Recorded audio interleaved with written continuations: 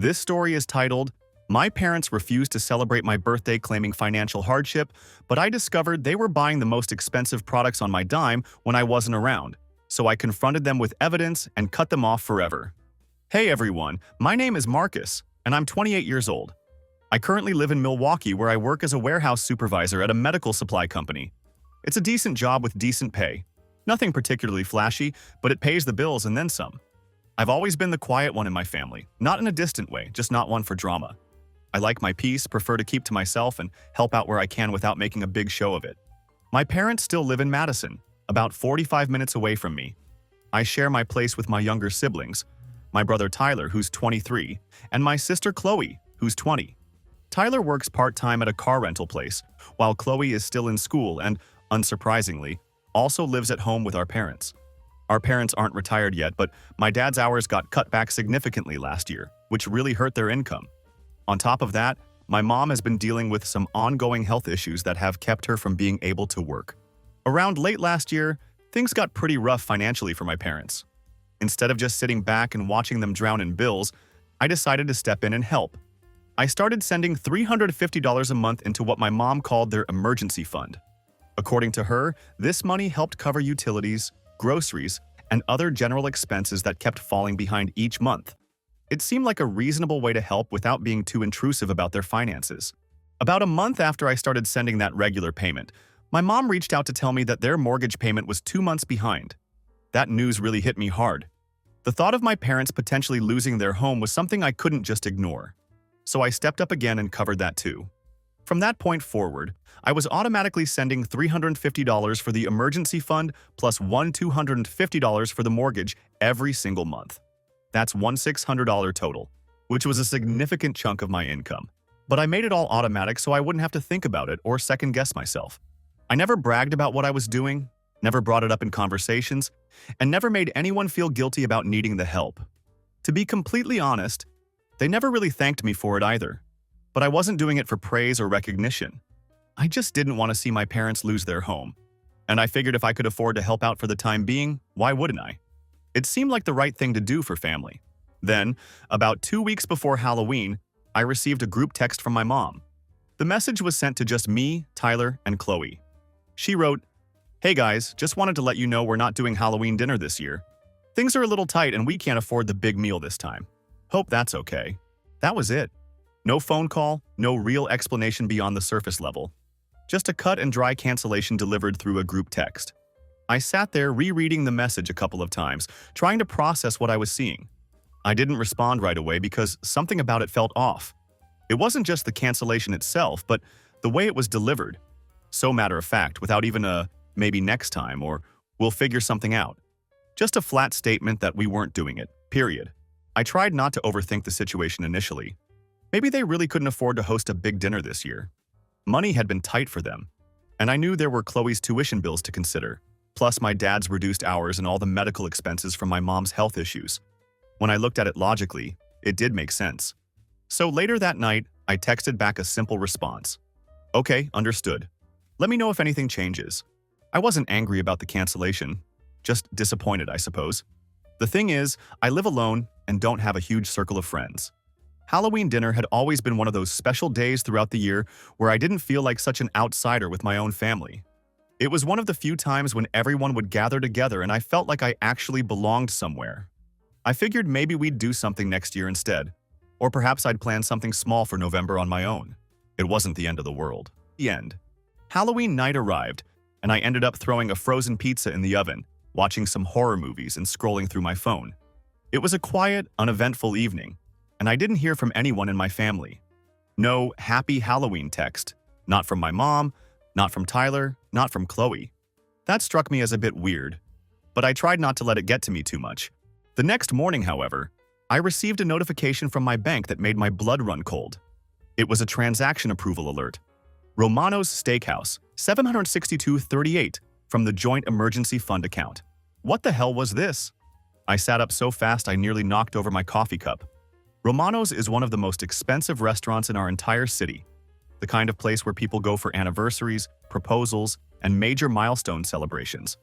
I knew for certain that my family wasn't dropping over $760 on some casual night out. So I immediately pulled up Instagram to investigate. Just as I had suspected, Tyler had posted a photo that told the entire story. There was my entire family, all dressed up and sitting around a massive wooden table at Romano's. Their plates were stacked high with prime rib and lobster, and they all had these huge, cheesy grins on their faces like they were posing for some kind of magazine spread. My mom's hair was professionally done, Chloe was wearing what looked like a brand new outfit, and my dad appeared to be having the absolute time of his life. Even my cousin Maya was there. Apparently, she had gotten an invite to this canceled family dinner, too. Right behind them in the photo, there was a small chalkboard on an easel that read, "Grateful for Family 2024," in decorative lettering. I wasn't in the photo, wasn't tagged in the post, and there wasn't a single mention of me anywhere. And they had used my money. Money I had been sending them to help keep their lights on and put food on their table, to pay for this elaborate dinner that I wasn't even invited to attend. I stared at my phone screen like it was written in another language. I could feel my heartbeat pounding in my neck, and at first, I wasn't even angry. It was more like this creeping sense of disbelief washing over me. I just sat there thinking, no way they really did that. But the charge on my bank account confirmed everything. They had told me that Halloween dinner was canceled because they couldn't afford it, and then they had taken the money I was sending them to help keep their lights on and blown it on an expensive steakhouse meal that I wasn't even invited to. Something inside me just completely snapped. I called my mom immediately. She answered on the second ring, all chipper and upbeat like nothing had happened, like she hadn't just cut me out of a family dinner and spent money I'd been sending them behind my back. "Hey, honey," she said, and I could hear the genuine happiness in her voice, like she was truly pleased to hear from me. I didn't even try to match her tone. "You told me we couldn't afford Halloween dinner," I said flatly. There was the tiniest pause on her end, just half a breath, and I could practically hear the wheels turning in her head. "Then you used the emergency fund to drop $760 at Romano's without even inviting me." When she finally responded, she didn't sound sorry at all. "We just needed one nice night," she said. "You wouldn't understand." I blinked hard, staring at my phone like it had suddenly grown horns. "Excuse me?" I asked. "You're single, Marcus. You don't have the same kind of stress we do," she continued. "You don't understand how exhausting it is having everyone rely on you." I actually laughed at that. A loud, bitter sound that surprised even me. "I don't understand being relied on," I shot back. "You know what I mean," she said quickly, trying to recover from what she'd just said. "We needed to do something normal, something nice for once." "And the normal thing was to exclude me?" I asked. She sighed like I was being unnecessarily difficult. "We didn't exclude you, we just kept it simple. It wasn't a big deal." There was a chalkboard that said, "Grateful for family," I pointed out. Was I just not part of that definition anymore? "Marcus, don't do this," she said, her tone shifting hard into irritation. "It was one night. You're acting like we committed some kind of crime." "You lied to me," I said, my voice getting sharper. "You looked me in the face and said Halloween dinner was canceled. I sat at home eating microwave pizza while you were cutting into $60 steaks." "Well, we didn't think you'd want to come anyway," she said, her voice hardening. "You've been distant. You're always so tense around the holidays." "Because holidays are when you usually ask me for money," I shot back. "Because you treat me like some background character while expecting me to play Santa." "That's not fair," she protested. "We've always included you." I couldn't believe what I was hearing. "Included me? You didn't even send me a happy Halloween text? Not a call, not a meme, not a, 'Hey, we're thinking of you.'" "Nothing." She scoffed at that. "I didn't realize I had to report my every move to you." "You don't," I said. "But maybe don't lie to me about canceling a family holiday while secretly throwing a 5-star dinner with money I gave you for emergencies." There was a beat of silence, and then she hit me with, "It wasn't meant to hurt you. You're twisting this into something it's not." "Oh, so this is my fault now?" I asked. "I never said that," she replied. "You didn't have to," I said. "You just told me I wouldn't understand needing a night out, like I'm some emotionless robot who can't possibly relate to normal human experiences." "You chose to be alone," she said sharply. "We made the best decision for everyone's mood." There it was. I wasn't even worth a seat at the table. "So I'm what, emotional baggage now?" I asked. She didn't hesitate in her response. "You take things personally. You always want to talk about how we handle money, or who paid for what." "Because I did pay for what?" I snapped back. "Marcus, no," she started, but I cut her off. "Say it," I said, my voice cracking now. It wasn't from sadness, but from absolute disbelief. "You wanted a family dinner, just not with the part of the family who actually made it possible." "You're overreacting," she said flatly. It was just dinner. Right, I said. Just dinner. The one you canceled to my face, then had without me. Got it. Maybe if you weren't so sensitive all the time, she started to say, but I hung up. I didn't wait for her to finish that sentence. I didn't need to hear another word because at that point I realized it wasn't just about the dinner. It was the fact that she meant every word of what she'd said. I wasn't convenient that night, so I wasn't included. After hanging up on my mother, I immediately logged into my bank account and canceled the automatic payment for both the emergency fund and the mortgage. I changed all the passwords and locked down the account completely. That was it. No lengthy explanation, no angry text messages, no dramatic social media posts. I just stopped. That night, I sat alone in my apartment and thought about every single dollar I had sent them over the months. I reflected on every time I had told myself it wasn't a big deal. Every time I had ignored how one-sided this entire arrangement felt. Then I thought about that chalkboard at Romano's with its message about being grateful for family. Yeah, okay. I didn't block anyone's phone numbers, at least not yet. I wanted to see what would happen next. Maybe someone would call back and try to apologize. Maybe someone would realize they had screwed up and attempt to fix the situation. But no one did. The next few days were just complete radio silence from everyone. I checked my phone every so often, not because I was desperately wanting to talk to them, but because I half expected some kind of explanation or acknowledgement of what had happened. But nothing came. Not a text from my mom, not even a half-hearted emoji from Tyler. It was like I didn't exist anymore, like my outburst was just some passing storm cloud they could wait out until it blew over. Then, about 5 days later, I received a letter in the mail. It was from the mortgage company, and I figured it was probably just the monthly statement or something routine like that. But when I opened it, I discovered it was actually a late notice. They hadn't paid the December bill. My automatic payment had stopped, and now they were officially behind on their mortgage payments. I read the notice twice, then a third time, and it felt like getting slapped in the face. They had gone ahead and used my emergency fund money to dine at an expensive steakhouse without even inviting me. And now the mortgage, the one I had been covering like clockwork for months, was suddenly my problem again. The most infuriating part was that they hadn't even reached out to ask me about the missed payment. They had just let it bounce and apparently hoped I wouldn't notice. Or worse, they assumed I would feel guilty enough to turn the automatic payments back on myself without them having to swallow their pride and ask. I didn't respond to the letter right away. I just stared at it for a good 10 minutes, thinking about how they really believed I was that naive. Then, out of nowhere, I received a message from Maya, my cousin who had been at that Romano's dinner. She texted me completely unexpectedly. "Hey, just checking in. Can I call you?" I figured she probably felt awkward after seeing how that dinner photo had blown up in everyone's faces. So I replied, "Yeah, sure." She called me about a minute later, and the first thing out of her mouth was, "I didn't know you weren't invited to that dinner." I didn't say anything initially, just let her continue talking. She explained, "I asked your mom where you were during the meal, and she told me you were spending Halloween with coworkers. She made it sound like you were too busy or had other plans that you preferred." I could feel my jaw tightening as I listened, but then Maya added something that stuck to me like glue. She also said that you just bring the mood down, that you always ask too many questions, and that she wanted one stress-free night for once. That revelation hit me harder than seeing the $760 price tag at Romano's had. So now I was officially the problem in their narrative, the reason they had to exclude me from family gatherings. Because I would ask inconvenient questions like, "Hey, why are you blowing money from the emergency fund on lobster tails?" Those kinds of questions, apparently. I thanked Maya for letting me know what had really been said, and I meant it when I told her I didn't blame her for any of this. She seemed genuinely bothered by the whole situation, and I could tell she hadn't known the full story when she accepted the invitation. But after we hung up, I sat there in my living room just staring at the wall for a long time. I started remembering all the previous times when things had felt slightly off, all the vague answers I'd gotten when I asked how things were going financially, all the times Chloe had brushed me off with comments like, "Don't worry, Mom's got it handled," and the way Tyler had once joked, half seriously, "You're basically our landlord at this point." I used to laugh along with comments like that, but they didn't feel funny anymore. Now they felt calculated and deliberate. That same night, I received my first direct text message since the whole situation had exploded. It was from Chloe, and her message was straightforward and impersonal. "Hey Marcus, I think something's wrong with the mortgage thing. Can you check?"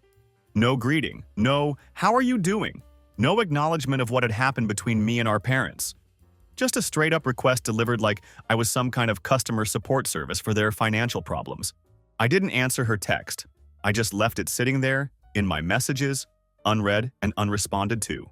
The next morning, I received another message, this time from my mom, but it came from a different phone number than usual. This told me that she had probably realized I'd seen her name pop up on previous attempts and had been deliberately ignoring her calls and texts. Her message was brief and vague. Can we talk? Still no apology, still no acknowledgement of responsibility or ownership of what had happened. Just another passive, non-committal message like none of the events from the past week had even occurred. I stared at that message too, letting it sit unread in my phone. Then Tyler decided to chime in with his own text. You're seriously gonna do this over a dinner? Not, sorry we excluded you from the family gathering. Not, I didn't realize mom had used your money without telling you. Just an accusation that I was throwing some kind of childish tantrum because they had forgotten to bring me a doggy bag, or something equally trivial. That particular message pushed me completely over the edge. I texted back immediately. It's not about the dinner, it's about being lied to, stolen from, and talked about like I'm some kind of outsider. You used my money and left me out, then acted like I was the one being dramatic about the whole situation. There was no response to that message. 3 more days passed without a word from anyone. Then the notifications from my bank started coming in again. I got a low balance warning on the shared emergency fund account, followed by another alert from the mortgage company saying that their payment was still pending and overdue. That's when I realized they genuinely believed this entire situation would just fix itself somehow. They figured I would eventually crack under the pressure and go back to our normal routine, that I'd resume making payments like I always had, just to avoid ongoing conflict the way I'd always done in the past. But I wasn't planning on going back to that dynamic. During that week, I started collecting receipts. Not just mental notes, but actual, literal documentation. Every transfer, every transaction, every single month that I had paid for their groceries, internet bills, gas expenses, and mortgage payments. I printed them all out and began putting together a comprehensive folder. I didn't even know exactly why I was doing it at the time. Maybe it was for my own peace of mind. Maybe just to remind myself that I wasn't being unreasonable about any of this. Or maybe because I was already unconsciously planning something they would never see coming. By the time the second mortgage notice arrived in my mailbox, I already knew exactly how this entire situation was going to play out. They weren't going to apologize for what they'd done. They weren't going to admit they had made any mistakes or acknowledge that they had treated me poorly. Instead, they were going to wait until things became uncomfortable enough for them. Not for me, but specifically for them. And then swoop back into my life like nothing had happened, expecting me to fix everything just like I always had before. Right on schedule, the guilt parade began rolling in. It started with small, seemingly innocent gestures. My mom texted me a picture of our old dog, who had died a few years earlier, with a message that read, "Found this in a drawer today. Miss those simpler days." It was real subtle manipulation, like this was all just about nostalgia and missing the good old times we used to share as a family. Then Chloe messaged me about something completely unrelated to our current situation. "Do you still have that USB cable I let you borrow?" The thing is, I hadn't borrowed any USB cable from her, ever. It was like she just wanted to start up a casual conversation without having to actually say the words, "we messed up," or offer any kind of genuine apology. Tyler, predictably, went with the sarcasm route that he always defaulted to when things got serious. He texted me a link to some ridiculous meme that said, "When your family forgets to invite you to dinner but you're still paying the bill." No caption, no explanation, just that image. Like this entire devastating situation was just some kind of joke to him. Like he hadn't been sitting directly across from my mom while she was draining the bank account that I'd been faithfully filling every month. Still, I said nothing in response to any of their attempts at contact. I didn't reply to the messages, didn't even leave them on read. I just watched and waited to see what would happen next. And predictably, when the passive-aggressive guilt trips didn't work, the messages shifted dramatically. They went from weird and indirect to desperate and sloppy. My mom's next message was much more direct. "Hey, I know we haven't talked, but the gas bill is due and it's higher than usual this month. Can you help just for this month?" Then came Chloe with her own plea. "I have finals coming up and I can't focus with all this tension in the house. Can we please talk and work this out?" Tyler's contribution was equally transparent. "Bro, mom's crying. Just call her." That last one almost got to me. Not because of the crying part, but because it was the first time in weeks that anyone had actually acknowledged that something was genuinely wrong with our family dynamic. Still, I didn't move. I wasn't going to be the one to fix this situation, not this time. Then I received a phone call that I genuinely didn't expect. It was from my uncle Frank, who is my mom's older brother. He lives about 2 towns over from my parents, and he's not someone I talk to very often. Frank usually stays completely out of family drama, unless it's directly costing him something, which apparently it now was. "Hey Marcus," he said when I picked up the phone. "Your mom's been telling people that you're going through something difficult right now. She said you're pulling away from the family, maybe feeling overwhelmed with work or personal stuff." I didn't even hesitate in my response. "She said that?" I asked. Frank sighed heavily. "Yeah, she told my wife that it's been a really rough year for you, and that you needed some space to work through whatever you're dealing with. She made it sound like you had ghosted the entire family without any warning or explanation." I didn't hold back. I laid out the entire situation for him in plain, straightforward language. The monthly payments I'd been making, the mortgage I'd been covering, the expensive steakhouse dinner, the lie about Halloween being canceled, and the complete silence followed by sudden guilt trips when I had finally pulled the financial plug on everything. Frank was quiet for a long moment after I finished explaining everything. Then he said, "Jesus, Marcus, I had no idea any of that was going on." "Yeah," I replied. "That makes 2 of us, apparently." He apologized sincerely, and importantly, he didn't try to defend my mother's actions or make excuses for her behavior. He told me he wasn't going to get involved in the family drama, but that he didn't want me thinking the entire extended family was somehow in on this situation. I respected that response honestly. It meant more to me than anything I'd heard from my immediate family in weeks. But Frank's call also confirmed something crucial for me. My mom was actively spinning a completely different version of events to anyone who would listen. In her narrative, I was the problem. I was the emotionally distant son who had stopped helping the family for no apparent reason, the one who supposedly needed space to work through my own personal issues. It wasn't just about guilt-tripping me back into compliance anymore. She was actively rewriting the entire story to make herself look like the victim. Later that night, I opened up my email and saw a message from the electric company. Their payment was past due as well. This wasn't surprising since I had been paying that bill too. But now that I had turned off that financial tap, everything was starting to unravel for them. I could practically hear the excuses forming in their heads in real time. Then, at exactly 10:17 p.m., a call came in with my mom's name lighting up the screen. For a few seconds, I just stared at my phone, letting it ring. Every instinct I had told me to let it go straight to voicemail, but something inside me made me accept the call anyway. Her voice came through soft and practiced, like she'd been rehearsing what she was going to say. "Hey, darling," she began. I didn't say anything right away, just waited for her to continue. Then she dove straight into her prepared speech. "We're really struggling right now. The electric might get shut off this week, and I didn't want to ask. But could you help us out just until we get back on our feet again? Just 1 more month."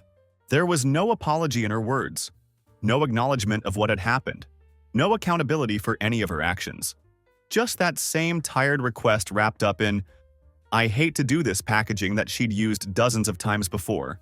But then Chloe's voice cut in clearly from the background, and she wasn't even trying to be subtle about it. "Tell him this is all really dramatic," I heard her say. "He's acting like we stole from him." I let out a dry laugh and brought the phone back to my ear. "Tell Chloe I'm still here on the line," I said calmly. "And yes, I do think you stole from me."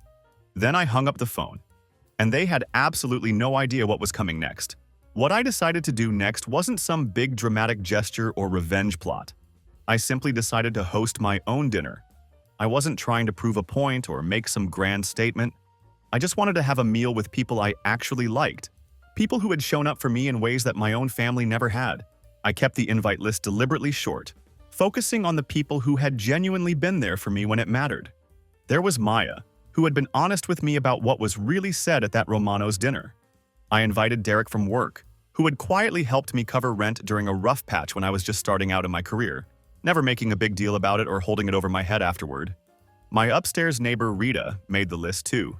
She was always bringing me leftovers and homemade meals even when I repeatedly told her she didn't need to go out of her way for me.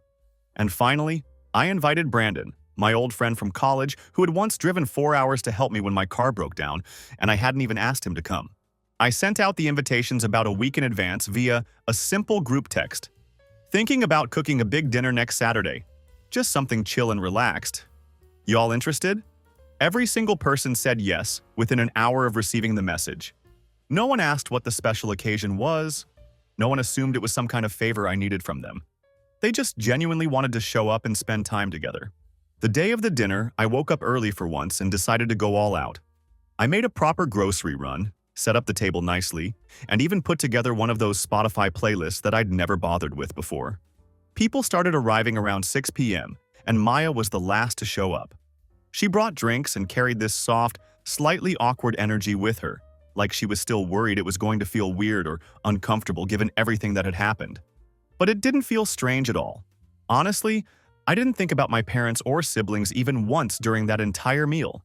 It wasn't about proving anything to anyone or making some kind of statement. It was simply about being surrounded by people who didn't need me to perform or put on an act.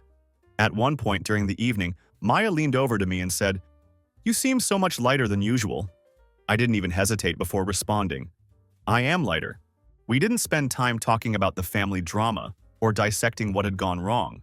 I think everyone at the table probably knew what had happened, but no one felt the need to bring it up or poke at the wound. They respected the fact that it was behind me and let it stay there. The conversation flowed naturally.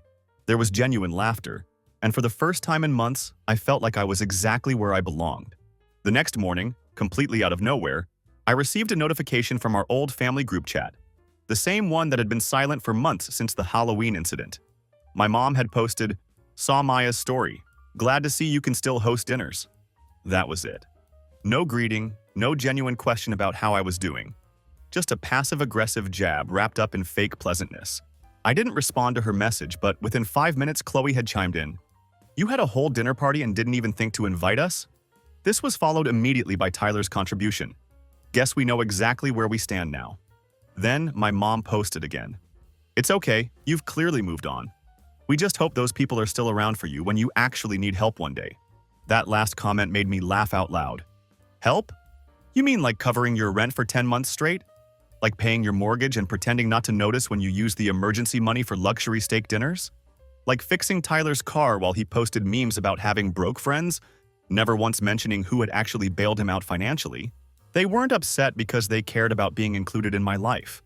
They were offended because they had seen the photos, because Maya had posted her story showing all of us laughing around the table, and because I wasn't alone and miserable without them. The house looked warm and inviting. The food looked delicious, and most importantly, I wasn't falling apart without their presence in my life. I put my phone down and didn't bother responding to any of their messages. A few hours later, I received a text from my dad. Not in the group chat, but sent directly to me. "You really didn't think to let us know you were having people over?" I replied with just 2 words. "You didn't." There was no response from him after that, and that's when the full reality of the situation really sank in for me. They weren't upset because they genuinely cared about being part of my life or spending time with me. They were upset because they were no longer in control of the situation. They had gotten comfortable having me on standby, always available to solve their problems and cover their expenses. They expected a seat at my table by default, simply because we shared DNA. But now that they could see I was capable of being happy, fulfilled, and surrounded by laughter without them, they realized they couldn't guilt me back into their web of financial dependence. They weren't mourning our relationship or missing my presence in their lives. They were mourning their access to my bank account. They were upset that someone else was now getting a taste of the loyalty and generosity they had taken completely for granted. That dinner wasn't about revenge or making a point. It was proof that life could be genuinely peaceful, that not all relationships have to be transactional, that family can be chosen rather than just endured, and that some dinners actually mean more than 1,000 apologies you'll never receive. The next morning, my phone lit up with 3 missed calls, all from my mom, along with 1 voicemail. I didn't listen to the voicemail right away. I just looked at the screen and then silenced my phone again. A couple of hours later, Tyler sent me a text message. "Power's still off. Are you seriously not going to help?" Notice how he didn't say please or sorry, just went straight to the point like I was some utility company he had forgotten to pay. A few minutes after Tyler's message, Chloe decided to join in with her own guilt trip. "This is really petty, Marcus. You're punishing everyone because you didn't get your way." I didn't respond to either of them. It wasn't because I was trying to be cold or vindictive, but because I had finally realized that every single reply I gave just opened another door for them. It created another opportunity for them to spin the situation, guilt-trip me further, or drag me back into conversations that only ever ended one way, with me paying their bills and them conveniently forgetting about it afterward. Later that same day, I received an email that made my stomach drop completely. It was from the mortgage company, and this time, it wasn't just a routine late notice. The email had bold red text at the top that read, "Final Notice," and just below that, there was my name, still attached as a cosigner. I had completely forgotten about that crucial detail. Going back to when things had first started going downhill financially for my parents, I had let my mom talk me into co-signing on their mortgage refinance so they could qualify for better terms. I remember her saying at the time, "It's just to help us get approved. You won't even have to do anything." Back then, I was working long hours and was probably too naive to see the potential problems with that arrangement. I called the mortgage company immediately to understand my situation. The representative explained that while I wasn't financially responsible for the missed payments, since I hadn't been the one making the recent payments, if the mortgage went into collections, having my name on the loan could seriously damage my credit and potentially come back to hurt me financially. When I asked what I needed to do to remove myself from the mortgage, she told me it would require written consent from the primary borrower. My mom, of course. So there it was. They had me exactly where they wanted me. If everything completely fell apart, guess who they would try to drag down with them? My mom had positioned herself perfectly. If I didn't step back in to save them, I could end up getting pulled into their financial mess whether I wanted to be involved or not. That night, I didn't rage or start flipping out about the situation. I didn't begin crafting angry responses or dramatic confrontations. Instead, I did what I always do when I need to clear my head and think clearly. I went for a long walk.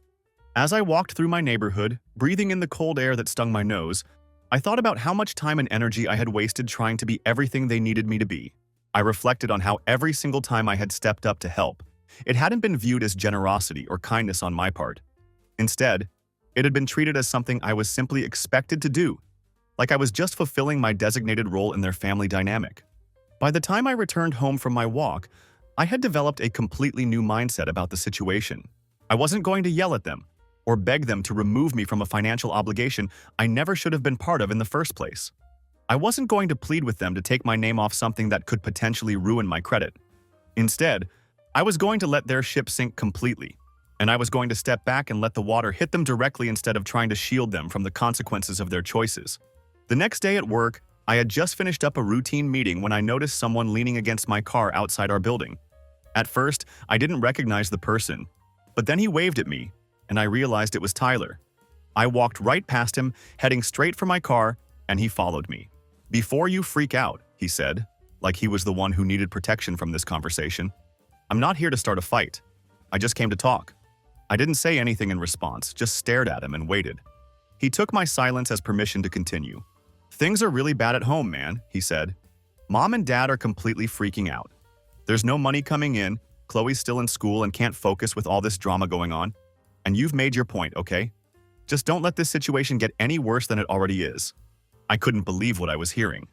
There was no ownership of what had happened, no acknowledgement of their mistakes, no genuine apology, just this pathetic attempt to make me feel like I was the villain in their story. "You know what?" I said finally. "If I hadn't stopped making those payments, would anyone have bothered to apologize to me? Would anyone have invited me to family dinners? Or would you all still be having expensive meals without me while I continued paying for the electricity that kept your lights on?" Tyler looked away, unable to meet my eyes. I continued. "You didn't drive all the way here to apologize or make things right. You came here to reset your access to my bank account. I was useful to you, and now I'm not. And that's the only reason you're all scrambling to fix this." He didn't argue with my assessment, just stood there, looking uncomfortable. "Tell Mom and Dad," I said as I got into my car, "that if they want to fix anything, they can start by taking my name off their financial mess." Then I drove away, leaving him standing there in the parking lot. Later that night when I got home, there was a letter waiting for me in my mailbox. An actual paper envelope with a stamp and everything. I could immediately recognize my mom's handwriting on the front. Inside were 3 pages, all written by hand in her careful cursive. The letter started with generic phrases like, "We all make mistakes," and "Family is more important than money." Then came the guilt paragraph, where she brought up all the things they had supposedly done for me while I was growing up. The food they'd provided, the clothes they'd bought, the roof they'd kept over my head. At the very end of the letter, she wrote, "I hope one day we can laugh about this whole situation.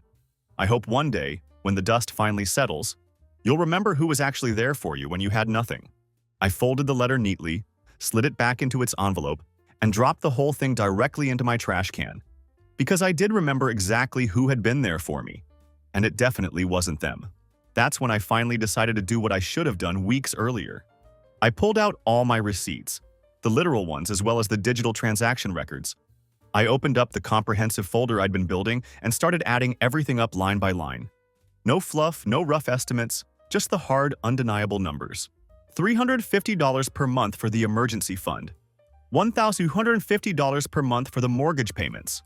$75 here and there for groceries when they ran out of cash. $60 scattered throughout for birthday dinners and surprise DoorDash orders they'd requested.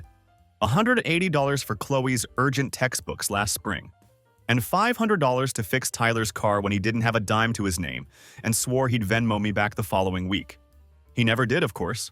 Line by line, I meticulously added up every single payment, every gift, every purchase I had tracked over the months.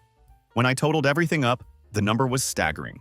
$15,680, just gone. No thank you notes, no interest payments, no receipts or acknowledgments.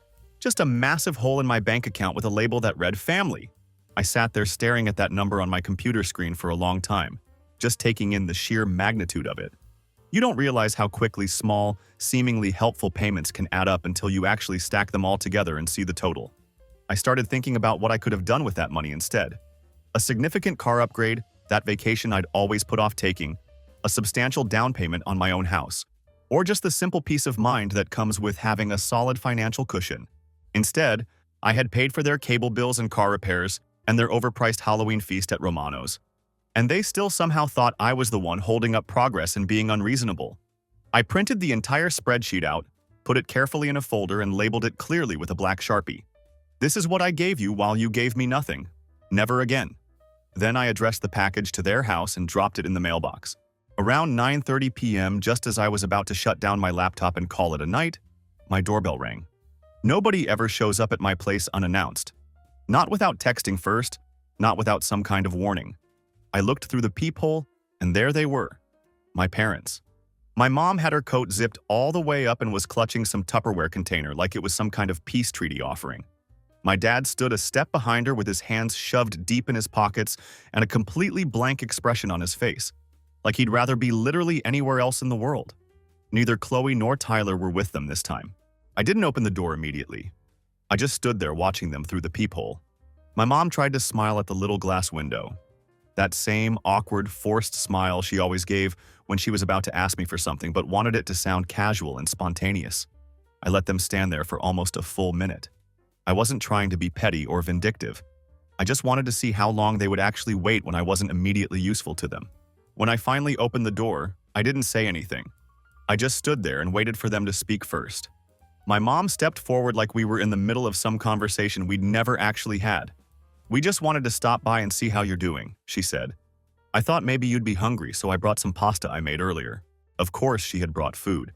She always used food like it could somehow undo whatever had happened before, like a home-cooked meal could erase weeks of lies and financial manipulation.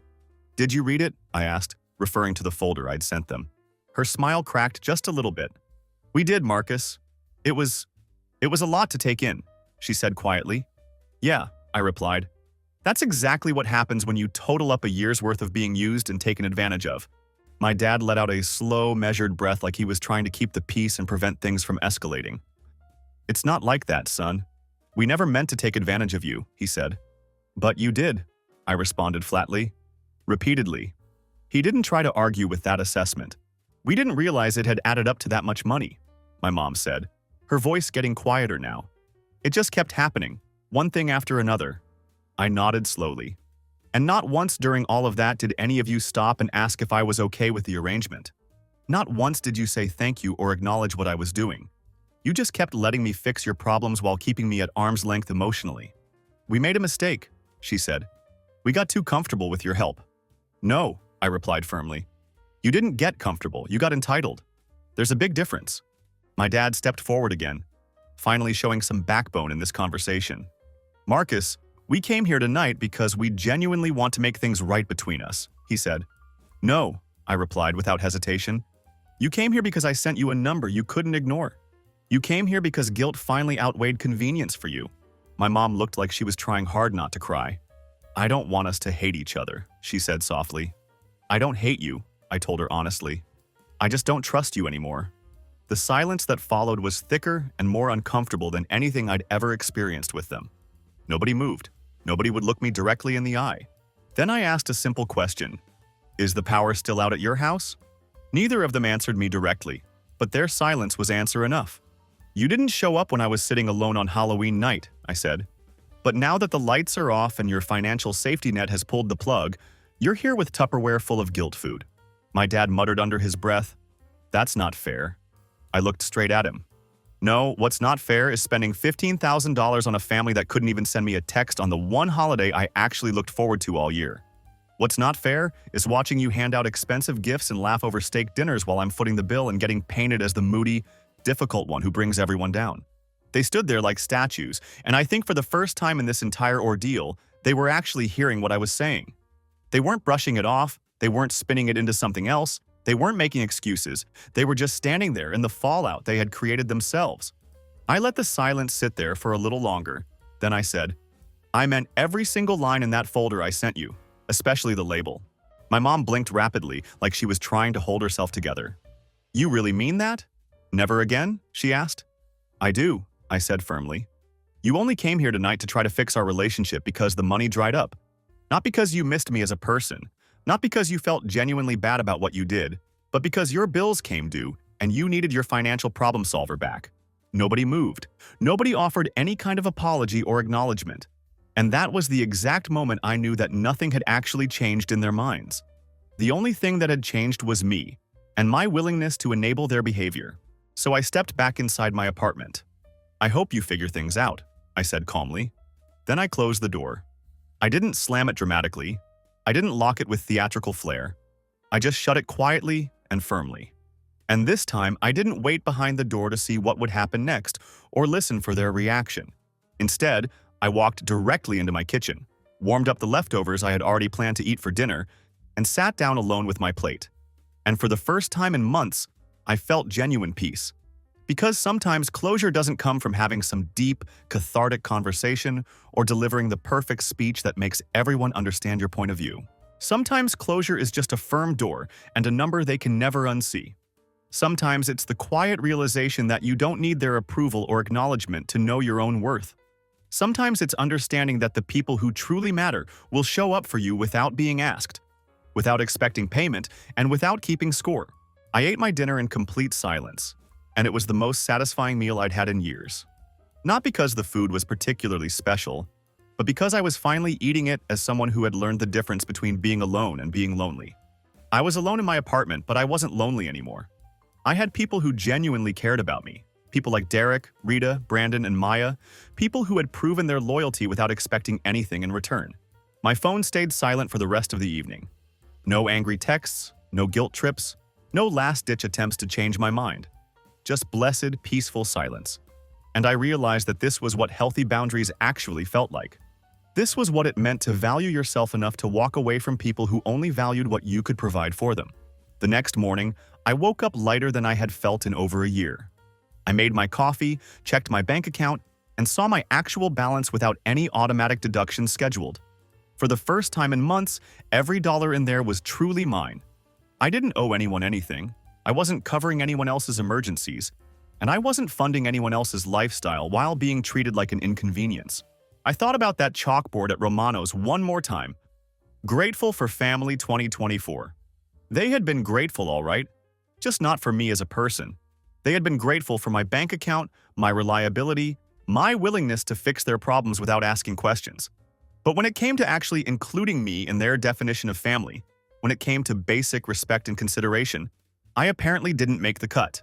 But I had learned something invaluable through this whole experience. Family isn't just about blood relations or shared history. Real family is about people who show up for you when it matters, who include you not because they need something from you, but because they genuinely want you there. Real family doesn't lie to you, doesn't exclude you, and doesn't take you for granted. I had found my real family, and it wasn't the people who shared my DNA. It was the people who had gathered around my dinner table, laughing and talking and simply enjoying each other's company. It was the people who had supported me without expecting anything in return, who had been honest with me even when it was uncomfortable, and who had valued my presence rather than just my presence. That realization didn't make me bitter or angry. It made me grateful. Grateful that I had finally learned to recognize the difference between being used and being loved. Grateful that I had found the strength to set boundaries and stick to them. And grateful that I now knew what healthy, reciprocal relationships actually looked like. The folder I had sent them would always be there as a reminder, not just for them, but for me too. A reminder of what I was worth, what I had given, and what I would never allow myself to give again to people who couldn't appreciate it. Some lessons are expensive, but they're worth every penny when they teach you how to value yourself.